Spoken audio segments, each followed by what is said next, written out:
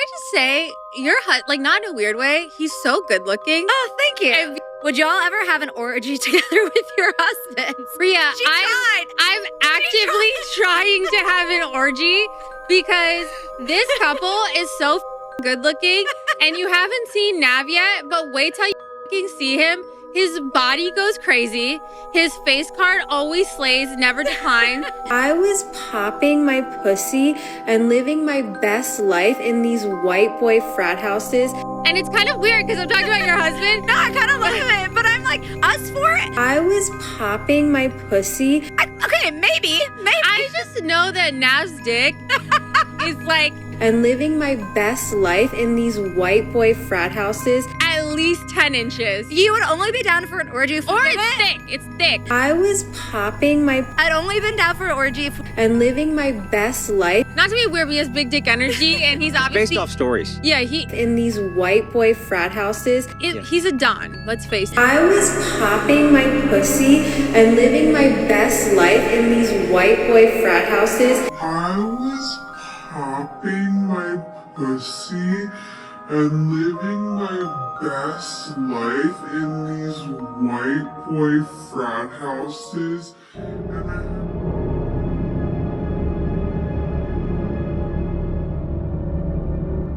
Welcome back. We have to talk about Akash. Again! Now, I know over the last couple of weeks, many of y'all have absorbed enough Akash content to officially have Akash fatigue, which is very understandable because a lot of people have been talking about this drama, which is very interesting, and there's a lot of layers to it and a lot of things to dive into. So we really appreciate you taking the time to stop by this university and hear our presentation on how Akash is possibly the biggest simp of the year 2025. And I hate to use that term because it usually just means somebody's actually treating a woman with kindness, but this has gone a tad bit too far. Like, we've seen the clips, and a lot of people will say you need to see the context, you need to get the context for the whole clip, like the full context, and it's like, dude, we've seen enough.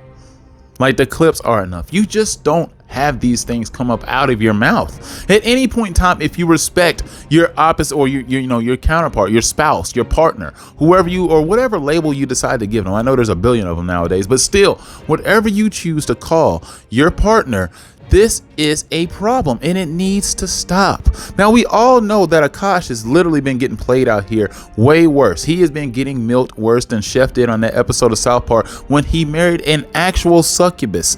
That is how bad Akash has been getting played out here. Is it too big on me? It's like a travel bag. It is like, it's a little big on me. I get what he's saying, but it's not like bad. Good that it matches so well. Because every time something matches, I need to buy it. Oh, the purple's nice. Yeah, I like this one. Sparkly. I love this. You have to come to Dubai to get the sparkly stuff. All right, I think I'll do this one.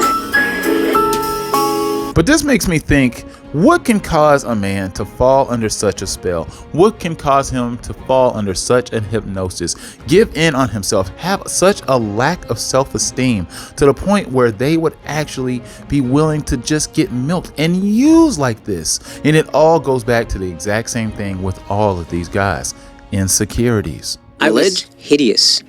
Well, you're not a hideous guy. Hey, you haven't seen me in high school. Well, Short, what fat, happened? crooked teeth. Now, when I hear that clip from Akash, all it reminds me of is this clip I heard the other day from Kamal's video breaking down Myron. Because when I was 18 years old, playing Halo, figuring out my life, no bitch would have taken me. So now that I'm up, you're down, that shit, I'm gonna exercise the leverage. All hurt, all pain, all of this comes from a deep-rooted dissatisfaction from the events that have taken place in their lives, usually when you're much younger, but that's where all of this usually comes from. Now, I know in my last video talking about Akash, I was talking about how he responded to this whole situation, and I didn't really give you much more than somebody's basically outline from some post that they put on Reddit, basically giving you a synopsis of what happened at Akash's stand-up, which I guess he had an open mic, and now the audio has officially leaked, and I have it. These narratives, people calling your wife a gold digger and a whore and all these other things, it's a shitty thing. So I'm going to tell one story that I have never even told her. Honestly, she has no idea of this story.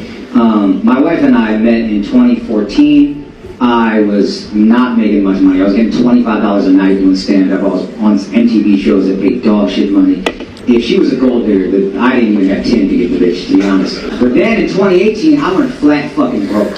34 years old, I probably made $4,000 that entire year. And we couldn't even afford the living room we lived in New York City. We had to move out of that apartment and move to New Jersey. I had to save up money to move to New Jersey. So we had to stay on her friend's couch for almost a month. We were basically homeless for a month. So I could save money to move to New Jersey. And I remember the night before we went to the couch, we had to stay in my our apartment illegally. So me and her sleeping on a hardwood floor. I'm 34 years old. She's 25 years old.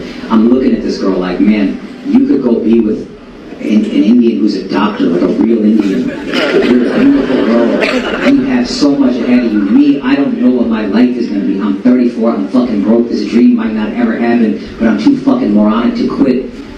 And I have nothing to give her. It's just a light jacket. It's like October. We have nothing. So I hand her the jacket, and then she said, what's this for? I said, you can use it as a pillow. And then she goes, well, what are you going to use? And I said, I'll figure it out.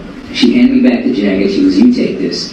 And then she laid with her head on my chest and her arm around me the entire night. And I remember thinking in that moment, this is why I haven't shared this with her, because I remember thinking, I don't know if I'm going to be able to marry this girl because I'm so broken. I'm in such a bad place and it's a dark fucking time in my life. But I know I will never find a girl that loves me this much ever again. And I will never find a girl who rides for me this hard ever again. When I hear that, you know what that makes me think? That sounds like a man that's been through a lot of pain. That's a person who has had such little self-respect for themselves that they thought that the nicest thing that a beautiful woman could do for him is to not make him lay his head down on the hardwood at night to go to sleep. That is a very sad and pathetic place to be.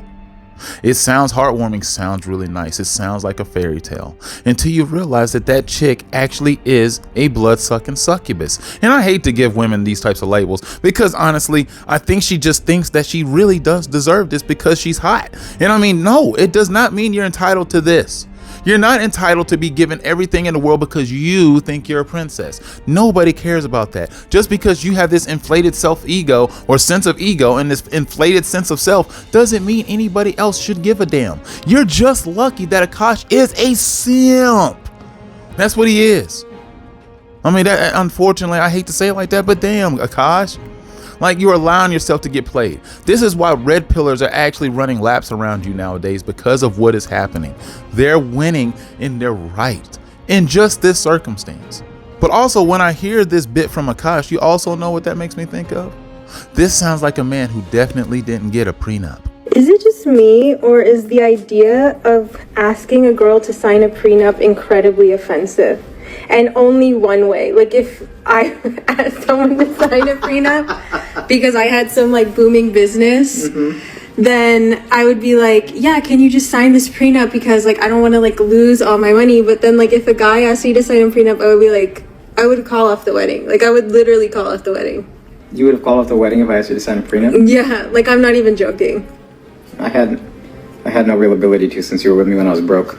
Now, I can't prove if he has gotten a prenup or not. I don't have that information, and I don't think that's something that's Googleable, and I don't really care to Google it. If somebody finds out that information and they leak it, then I will go from there. But other than that, I'm not going to go with anything from that. But I'm assuming he didn't get a prenup.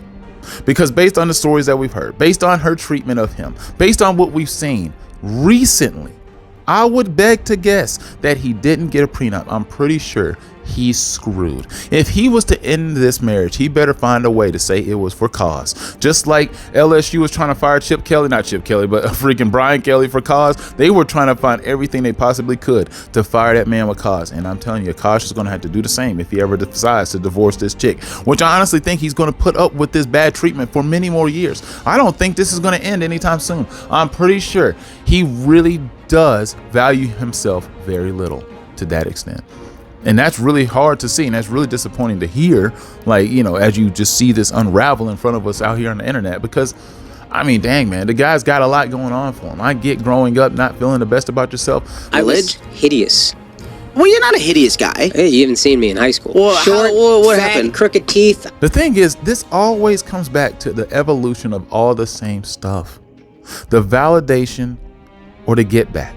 You either want to get back at these women for not giving you the validation and the love and the respect and the attention that you thought you deserved growing up. So you spend all these years getting right. You get in the gym, you get progressive, you fix yourself, you get in the gym, start making money. Maybe you don't. Maybe you crash out and go the other direction. But these people, they actually do it right. And they actually want to rub it in the face of these chicks that ignore them their entire lives. And a lot of them, unfortunately, do end up crashing out as women, because a lot of these women who treated these guys like that back in the day, it doesn't usually go well for them in the future. They usually have karma biting them back in the booty, and they usually end up having a BBL booty. And even though it's a big booty, they still get bit in it. And it's usually deserved, because they usually did make people feel like shit back in the day. But it doesn't usually justify how these men grow up to be so jaded and so angry and so hostile towards these women, because it doesn't fix their situation. They still end up just like Myron Gaines. They don't end up in a situation like Akash, who is more on the validation side. The validation side is the side where you spend your entire life actually trying to get yourself yoked up to the point where you can validate the fact that when they finally choose you, that was the right thing for them to do, that they finally chose Prince Charming, even though they got piped down by a whole endless and countless amount of sausage that you just had to ignore and you had to bite the dust on, and you really had to swallow your pride. You still stuck around because you really love them for whatever reason at the end of the day. Even though most of those chicks turn out to be like absolute trash, just like this girl here, for whatever reason, those guys still look to validate themselves internally to say that I was him. Even though that is the saddest form of him, people still want to have that form of validation. I think it's pathetic, but those people exist. Now tell me if you agree with me in the comments. But yeah, that's all I really had on this video. I really wanted to go ahead and put this back out here, the third video on Akash, because I don't think I did a good enough, job in the last video actually giving you enough stuff to go with. So yeah, I'm probably done with this saga. There's no need for me to talk about it. We've all seen what's going on here. I pray for Akash. I'll pray for his well-being. If he needs a mental health space, go hit up Stevie Knight, whatever he needs to do to be healthy. But yeah, I'm done, and I hope you enjoyed. See you soon.